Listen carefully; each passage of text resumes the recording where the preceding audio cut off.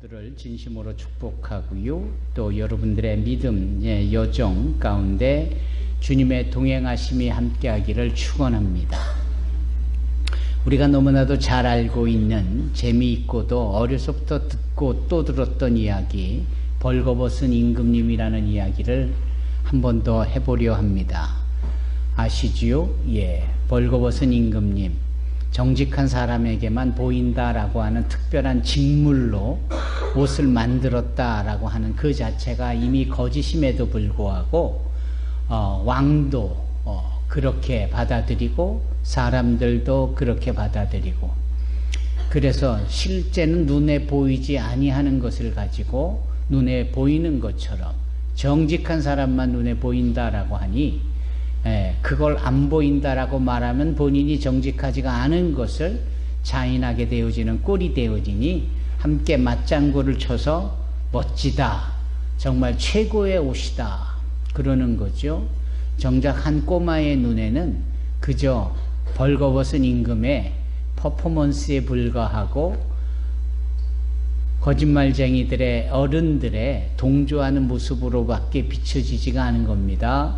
그래서 그 꼬마가 외치지요. 임금님이 벌거벗었다고, 임금님이 벌거벗었다고.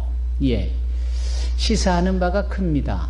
그리고 이 이야기는 한낱 fable story, 우화 정도를 넘어서 이 시대에 존재하는 수많은 사람들에게 동시에 적용되어지고 받아들일 수밖에 없는 교훈인 셈이지요.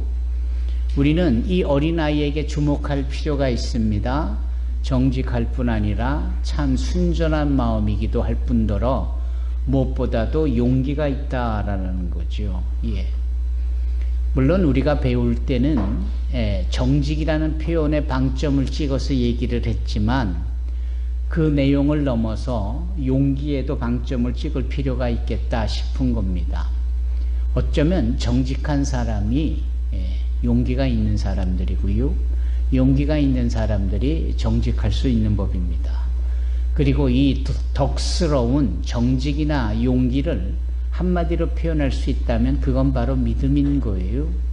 이 믿음에 표현하고 있는 여러 가지 이야기들이 성경에 기록되어 있는데, 그 기록되어 있는 말씀에 믿음이라는 단어 대신 정직이라는 말을 표현하거나 용기를 대신 대체할 수 있다라는 거죠. 이런 점에서 볼 때 오늘날 우리가 믿음 생활을 하는 크리스찬으로서 용기를 가지고 정직하게 말할 수 있어야 되고 대체할 수 있어야 되겠다라는 것이죠. 왜냐하면 그 용기와 그 정직, 이것은 결국은 우리 주님의 속성이고 성품이기 때문에 더더욱 그렇습니다. 이제 이런 점에 있어서 우리는 오래전 1517년에 벌어진 이 이야기를 아니할 수 없습니다. 조금 전 임금님의 벌거벗은 이야기는 이솝이 지어낸 우화에 불과했지만 지금부터 드리는 말씀은 실체의 실화의 이야기요, 세계사의 기독교사의 팩트로 기록되어져 있는 사건이었거든요. 그 사건이 언제 벌어졌느냐? 1517년에 벌어졌고요. 어디에서 벌어졌느냐? 독일에서 벌어졌습니다. 독일에 누가 그 일을 행했느냐? 마르틴 루터라는 사람입니다. 그러면 도대체 그 사람은 무엇을 했느냐라는 거예요. 그 사람이 어떤 사람이었느냐? 수도사였습니다. 수도사라는 말은 오늘날로 치면 목사일 수도 있고 신부일 수도 있고, 그렇죠?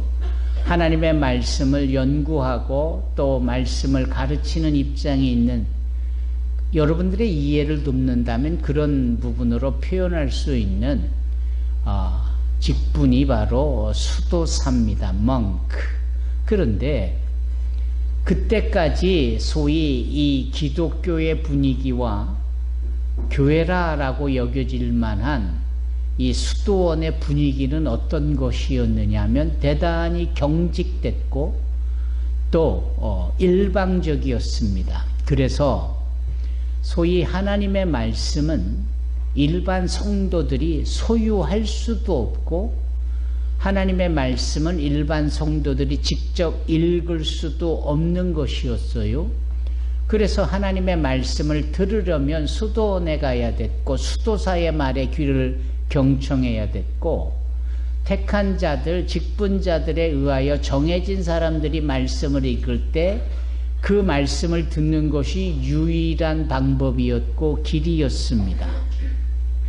두 번째는 그렇게 하나님 앞에 나아갈 수 있는 길은 아무나 나아갈 수가 없기 때문에 반드시 정해진 사람을 통해서만 주님 앞에 나아갈 수가 있었다라는 거예요. 그래서 기도조차도 본인 스스로 못하고 자신이 지은 죄를 회개하는 것조차도 본인 스스로 할 수 없었던 것입니다. 이제 그게 아주 자연스럽게 기독교의 문화가 됐고 정서가 됐고 그래야 된다라고 했던 거예요. 이상하지요? 왜 그러느냐? 그 성직자라고 여겨지는 자들이 기득권을 주장하고 자기네들의 우선권에 의하여서 그 권위를 유지하려고 그런 법을, 루틴을, 방법을 만들어낸 겁니다. 주님께서는 단 한 번도 그렇게 말씀해 본 적이 없건만 그 주님을 전하고 그 주님을 알린다라고 하면서도 이렇게 변질을 시켜놓은 겁니다. 그러니까 한마디로 말하면 하나님 앞에 나아가는 것은 불가능한 일이었고 예수를 믿는 것도 쉬운 일이 아니었어요.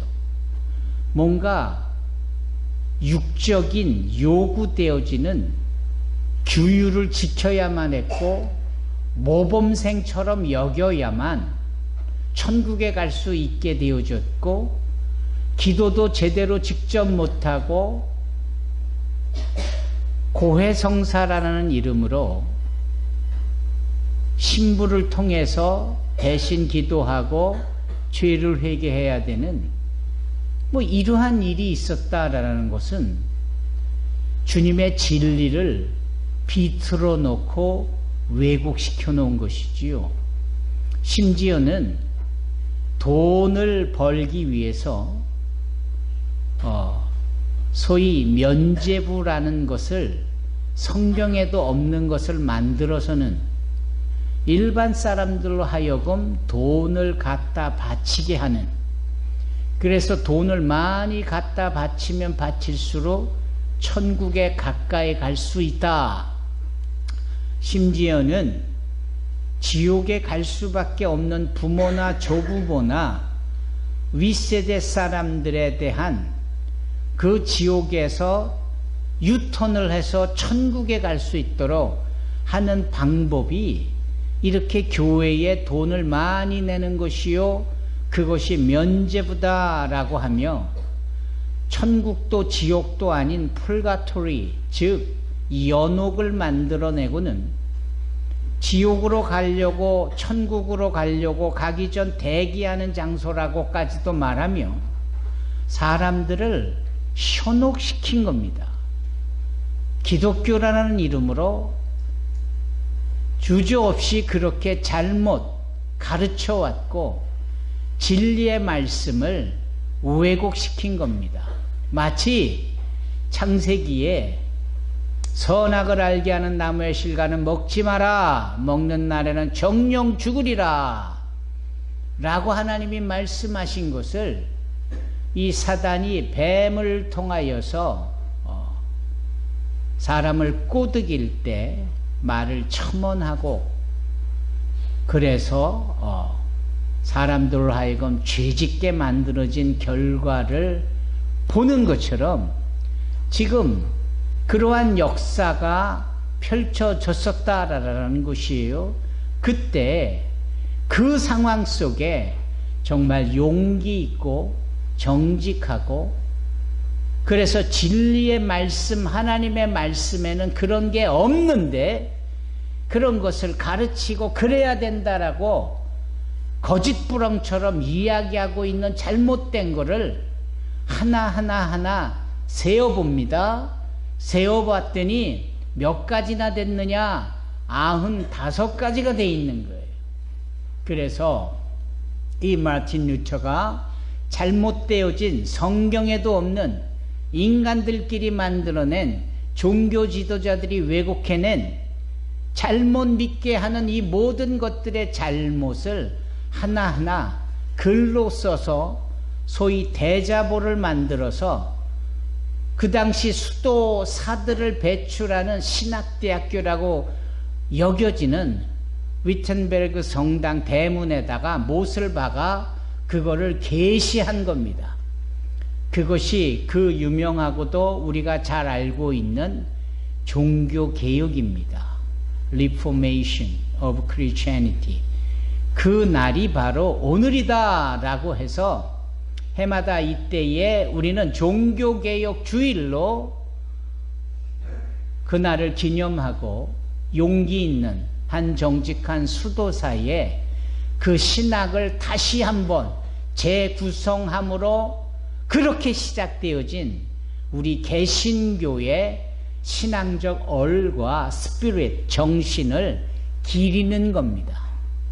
여전히 많은 사람들은 여전히 그러한 분위기 속에서 전통제로 내어진 소위 캐톨릭, 성당, 소위 구교라 여겨지는 것을 믿는 사람들은 여전히 그러한 부분을 따라요. 반면에 그 용기 있는 선택으로 선포되어져 이제 그 잘못된 구교에서 벗어나 새롭게 정립되고 개혁을 이룬 이 개신교, 오늘날 장로교부터 시작해 감리교, 성결교, 침례교, 순복음, 구세군, 그 외에도 여러 개의 교단으로 이루어진 이 개신교는 이렇게 성도들의 용기와 진리에 걸맞는 바른 정직한 태도를 우리가 되짚어보는 의미로서 종교개혁의 의미를 부여하고 있습니다. 그래서 오늘은 의미가 있는 날이에요. 느슨했고 세상의 사조와 인간들이 만들어낸 철학 사상의 소위 포스트 모더니즘과 구별 안 되게끔 기독교의 진리를 버무려 놓고 비벼 놓은 듯한 이 상황 속에 우리가 한편으로는 똥인지 된장인지도 모르는 채 그저 그런가 보다라고 구태의연하게 걸음을 옮겨 여기까지 왔다면 적어도 오늘만큼은 우리 자신을 말씀에 비추어 돌아보고 나의 믿음이 어디에 있는지를 살펴볼 수 있어야 하고 나의 어떤 의지나 공로로 이루어질 일이 아니요 헌금을 많이 한다고 해서 되는 일도 아니며 착하게 살고 어디에 도네이션을 많이 해서 될 일도 아니고 오직 주님의 은혜로만 우리가 구원을 받은 하나님의 천국 백성이라는 사실을 우리가 다시 한번 확인하고 확언할 수 있어야 되겠다라는 것입니다.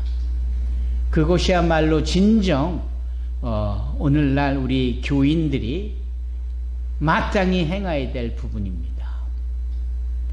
오늘은 의미가 있는 날이라고 생각이 드는 이유는 한국에 여러 개신교 교단들이 있는데 이 교단들이 하나가 되어지는 날이에요. 그 날이 어떤 의미가 있느냐면 오늘날 우리가 이게 뭔 소린지 모를 이야기들이 있잖아요. 그 중에 하나가 소수자 차별금지법이라는 것이 있는데 그 문장만 들어보면 참 좋은 의미예요. 소수자. 여기서 소수자는 일반적인 메이저가 아니라 그 메이저에 비교해 보면 작은 무리들 또는 적은 무리들 또는 어떠한 구별된 무리들, 이 마이너들을 의미하는데 예를 들면 이 땅에 찾아온 이주민들도 소수자에 속하는 사람이에요.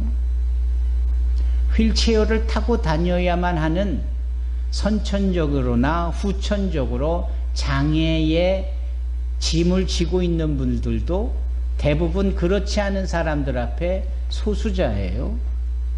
그렇지 않아요? 핍박을 받고 있고 또는 살던 곳에서 살지 못하여 피해야 되는 여러 종류의 이러한 소수자들이 아주 많은데 이런 사람들을 차별해서는 안 되죠. 차별하지 말자라는 거예요. 그래서 소수자 차별금지법 이게 필요한 거예요. 그런데 그 소수자 속에는 뭐라고 명명이 되어 있느냐면 동성애자도 소수자다. 맞아요. 왜냐하면 대부분은 동성애를 하지 않잖아요.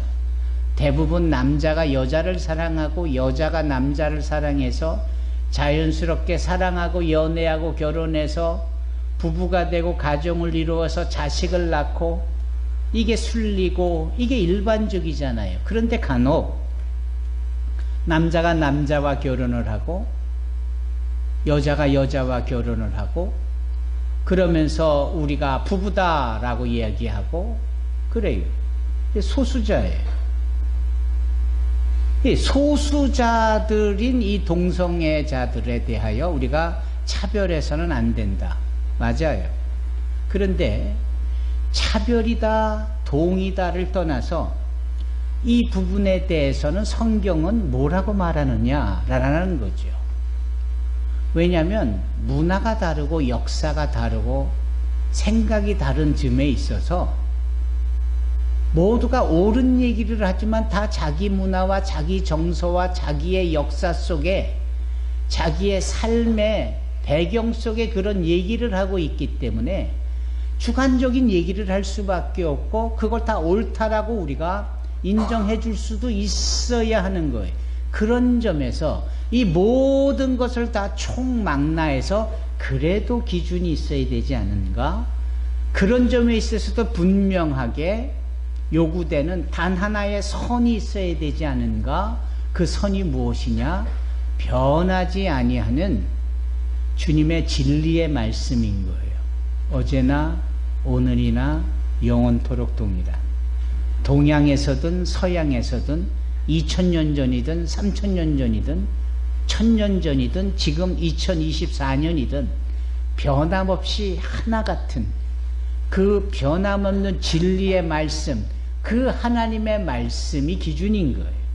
그러니까 이 말씀을 기준으로 놓고 봤을 때 그 말씀에 또렷하게 말씀하고 있는 게 너희는 흑인이라 피부색이 검해서 죄인이야 라고 한 번도 말씀하시지 않으세요. 너희들이 가난해서 소수자니까 죄인이야 한 번도 그렇게 말씀하지 않으세요. 단 하나, 너희가 동성애야 그 동성애를 즐기는 건 죄야 라고 분명히 말씀하세요. 그러니까 차별이냐 뭐를 떠나서 하나님의 말씀에는 동성애를 즐기고 그러한 쾌락을 쫓는 것에 대해서는 금지하고 있고 죄라고 규명합니다. 심지어는 그런 것을 극렬하게 즐기는 도시인 소돔과 고모라 성을 하나님은 유황불로 심판을 하세요. 이것은 성경에 그렇게 기록이 되어 있는 변함없는 하나님의 진리의 말씀이에요. 그런데 그런 관점에서 볼 때 그렇다고 우리가 동성애에 빠져 있는 사람을 보고 죄다라고 이렇게 그들에 대하여서 경각심을 불러주고 그런 일들을 하지 못하도록 해야 되고 선천적으로 그런 입장에 있는 사람들에 대해서는 질병으로 고쳐야 될 부분으로 여겨서 관심을 쏟아주어지는 것이 맞는 거예요. 그렇죠? 그런데 이제부터가 본론인데, 한국 정치계에서 소위 이 소수자 차별금지법을 발의해서 입법화한다라고 할 때 그 소수자에 속해 있는 사람을 쭉 나열을 하는데, 그 나열한 내용에 대해서는 우리가 아무런 문제가 없는 거예요. 다 소수자 맞으니까. 그런데 거기에 뭐라고 말하고 있냐면, 이런 사람들이 수치를 느끼거나 마음이 불편하거나 거북하게 여기면 안 된다라는 거거든요. 이 부분이 우리에게, 우리 기독인들에게, 말씀을 믿고 따르는 자에게, 창우야, 말씀을 따르는 우리 크리스찬들에게 걸리는 거예요. 왜냐하면 형제님, 자매님, 동성애를 그렇게 쾌락적으로 즐기고 큐어 축제를 즐기고 나체로 다니고 그러는 것은 내가 불편한 게 아니고, 내가 당신을 정죄하는 게 아니고, 성경에, 하나님의 말씀에 그건 잘못된 것이라고 말씀하고 있으니 그러시면 안 됩니다 라고 우리가 얘기를 할 때, 그러한 동성애자들이 기분 나빠, 수치스러워, 당신들이 뭔데 우리한테 그래요, 기분 나빠 라고 내가 차별금지법에 위배되어지는 것으로 인하여 기분이 언짢다라고 경찰에, 검찰에 고소하고 고발하면, 이런 얘기를 한 우리가 범죄인이 되는 겁니다. 그리고 거기에 따라서 책임을 져야 되는 거예요. 우리는 성경을 근거하여 바른 말을 했을 뿐인데, 그 사람이 미울 리도 없고 그 사람이 안타까워서 바로 권면을 했을 뿐인데 그게 범죄 행위가 되는 거예요. 이걸 좀 확대 해석해 보면, 우리가 길거리에 나가서 처음 보는 사람한테 전도를 해요. 예수 믿으세요. 우리는 다 죄인입니다. 죄인이요? 기분 나빠. 당신이 뭔데 나한테 죄인이라고 그래? 라고 이 사람이 가서 저 사람이 나한테 죄인이라고 차별했어요 라고 고소하는 즉시 우리는 분명 그 영혼을 살리려고 전도한 것뿐인데, 이 소수자 차별금지법이 발효되어지면 그 일로 인해서 우리는 이제 전도도 못하는 거예요. 내가 기분 나쁘다, 옆에 교인들이 찬양을 해서 불편하다, 저 사람들이 나에게 다가와 예수를 믿으라고 한다, 내 종교를 부인하더라, 기분 나쁘다, 수치스럽다, 내가 심리적으로 데미지를 입었다 라고 고소하는 순간 우리는 범죄자가 되는 거예요. 그러면 그 영혼을 살리려고 예수 믿으라고 한 게 범죄가 되어져서 감옥에 가기까지도 가게 된다면, 이거는 보통 심각한 문제가 아니죠. 결국은 그럴싸해 보이는 소수자 차별금지법 속에는 무엇이 담겨져 있는 겁니까? 교회가 교회의 역할을 못하게 하는 거고, 성도가 성도의 역할을 못하게 하는 거고, 주님의 진리를 더 이상 존속하게 하지 않으려는 지극히 사탄적인 악한 것의 생각들이 담겨져 있는 거예요. 지금 우리는 이 이야기를 하는 겁니다. 따라서 이거는 심각한 문제다. 지금까지 복음을, 진리를 증거하는 일을 범죄행위로 취급을 해가지고 감옥에 가고 거기에 책임을 져야 되는 것이 저 북한에서의 일이고, 저 이슬람 교도들이 살고 있는 그들의 무슬림 지역에만 그럴 수 있었는데 이제는 대한민국 사회도 그렇게 되어진다라는 거구나. 그러면 우리 크리스찬들이 이 잘못된 것에 대하여서 어떻게 해야 될까? 이 부분을 어떻게 해야 될까? 라는 것이죠. 여러분 어떻게 해야 됩니까? 잘못된 건 잘못됐다라고 말해야 되지 않습니까? 이렇게 악법을 만드는 것에 대하여 옳지 않다라고 얘기를 해야 되지 않습니까? 그래서 오늘 10월 27일 종교개혁주일에 우리 한국에 있는 모든 교단, 교회들이 할 수만 있다면 저 광화문에, 그 시청에, 서울역에, 저 삼각지까지 다 모여서 기도하자라는 거예요. 기도하자. 근데 감사하게도 그 일이 모두가 필요하다라고 여겨져서 교회마다, 교단에서마다 다 그 일에 동감하고 찬성하고, 그래서 지방에서는 아예 아침 새벽부터 일찍부터 고속버스를 대절하고 KTX를 타고, 그래서 여기에 오후 2시에 모여서 예배를 드리자, 거기서 기도하자. 수도권, 경기권은 말할 것도 없겠죠. 그래서 한 200만 명이 모이자라는 거예요.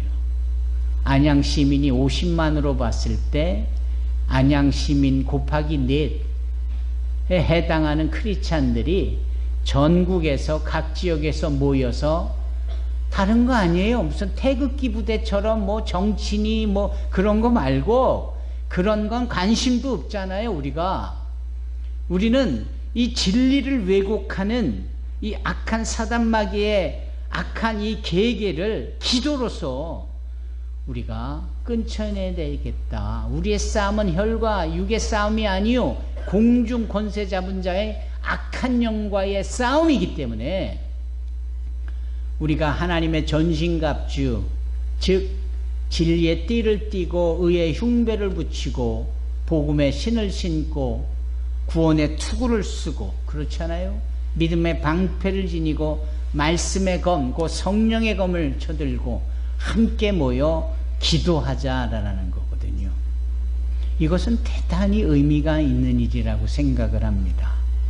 역사로 남았던 종교개혁이 이제 한국 교회가 이 진리를 사수하고 또 이 한 부분에 대해서 절대 용납할 수 없다라는 이 부분에 대해서 목소리를 낸다라는 것은 대단히 큰 의미가 있는 겁니다. 전 세계의 복음을 전했다라고 여겨지는 저 유럽 교회들이 망해가고 있잖아요. 왜 망해가고 있는 줄 아십니까? 이 동성애를 허용했거든요. 이 동성애자들이 교회에 들어와서 여기 교회 안에서 목사가 동성애자들의 결혼을 주례하도록 그런 법을 만들었어요. 그래서 목사들이 이 부분을 안 한다라고 하면 목사는 그 즉시 파면이 되고 파직이 되는 거예요. 목사의 직분이 중요하다가 아니라 야금야금 그 동성애 하나의 소수자 차별금지법이라는 이 부분을 수용했더니 그럴싸하게 포장된 속에는 결국은 진리를 증거하지 못하고 진리를 사수하지 못하게 하면서 이것이 미국 사회까지도 들불처럼 번져서 지금 미국 사회가 딱 이 모양 이 꼴을 하고 있는 겁니다. 그래서 보고가 되어진 내용에 따르면 자녀가 성전환 수술을 한다고 할 때 미성년자니까 의료계에서 부모의 동의를 받아와라. 부모가 절대 동의를 안 해주자 그 어린 자녀가 자기 부모를 고소하고 고발한 거예요. 나를 차별하고 학대한다고. 이 부모가 그 일로 인해서 범죄자가 되는 겁니다. 아주 많은 사건 중에 한 이야기를 했을 뿐인데도 심각하잖아요.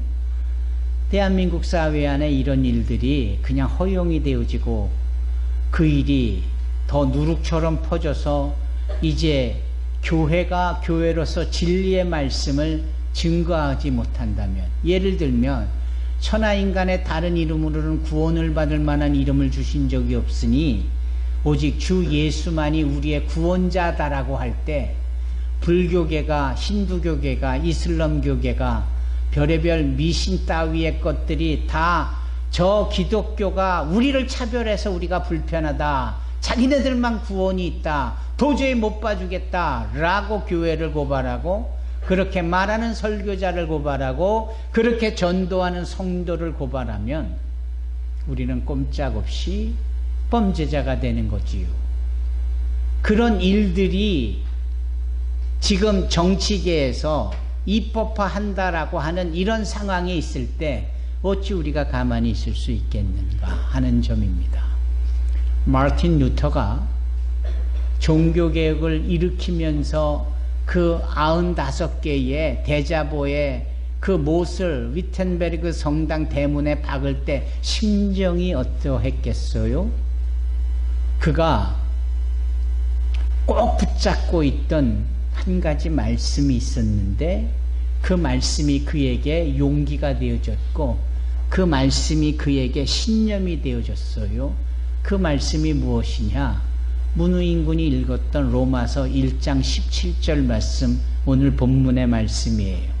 오직 의인은 믿음으로 말미암아 살리라.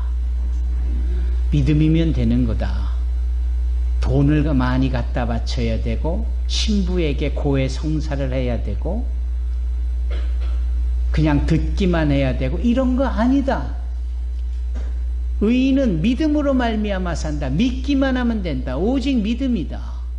그 믿을 때 이 믿음은 오직 성경에서 말하고 있는 것처럼, 이 성경은 하박국에서 말하고 있는, 이 성경은 소위 창세기에 아브라함이 하나님 앞에서의 그 아멘이라고 고백했을 때 믿음은 의인은 믿음으로 말미암아 산다라는 이 말씀이 기록되어 있듯이, 여러분, 오직 성경, 오직 믿음, 그리고 우리를 구원해 주시는 분은 오직 주님의 은혜만이 있는 줄로 믿습니다.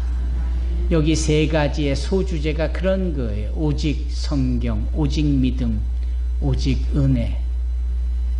다른 것들은 다 부차적인 것이고 없어도 될 것들이에요. 그러나 이 세 가지만은 분명하게 우리의 이 신앙의 밑받침이 되고 핵심이 되고, 세상의 별의별 말 같지도 않은 것들이 난무하는 이 황당무계한 세상 속에서 우리의 믿음이 이렇게 고쳐지고, 이렇게 정립되어지고, 이렇게 세워져 갈 수 있기를 주님의 이름으로 축원합니다.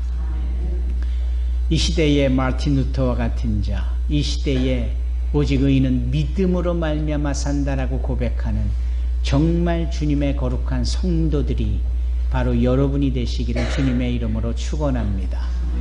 오늘 저희는 GBS 모임을 그걸로 대신하려고 해요. 그래서 각 GBS 회원들끼리는 따로 식사하시면 이참에 전철 타시고 자가용 가져가지 마시고 그곳에 가셔서 함께 기도하세요. 함께 동참하시고. 어제 우리는 청와대를 다녀왔어요. 은빛 선교 회원들을 모시고. 제가 죄송한 게 있어요. 왜냐하면 은빛 선교 회원들이 그 청와대 안에 제가 안내해서 이렇게 다녀오게 됐다는 부분에 대해서 대단히 고마워하시고 그러시는데, 사실 저의 속내는 청와대는 뭐 잠깐 들려도 되는 곳이고, 오늘을 위하여 준비하는 그 광화문, 경복궁 앞에 광화문을 넘어 시청을 넘어 서울역에서 용산 이렇게 이 삼각지까지 쭉 되어지는 그 일본 국도 그 대로에 우리 산소망교회 은빛 선교회원들이 비록 차 안에서 계시지만 일부러 차가 그 가운데를 횡단하면서 기도하고자 했던 것이 저의 저희였거든요. 그리고 그렇게 기도하셨잖아요. 우리 앞선 우리 은빛 선교회원들이 오늘을 위해서 어제 그곳에 가셔서 기도하셨어요. 그리고 오늘 우리의 수많은 믿음의 사람들이 그곳에 모여 다른 것 없어요. 진리를 왜곡하는 악한 사단마귀의 괴계에 휘몰아대는 이러한 잘못된 것들이 잘못됐다라고 말하는 용기 있는 외침, 여기에 우리 산소망교회 성도들도 예배 마치고 또 우리 오늘 교회 학교 친구들이 청년들이 음식을 준비했는데 그 음식 함께 나누시고 그곳으로 이동하셔서 자유롭게 기도도 하시고 또 주의 사람들이 이럴 때 모이지 않으면 언제 모일 수 있겠습니까? 아무쪼록 우리 안에 이러한 작은 종교개혁이 일어나기를 주님의 이름으로 축원합니다. 기도하겠습니다.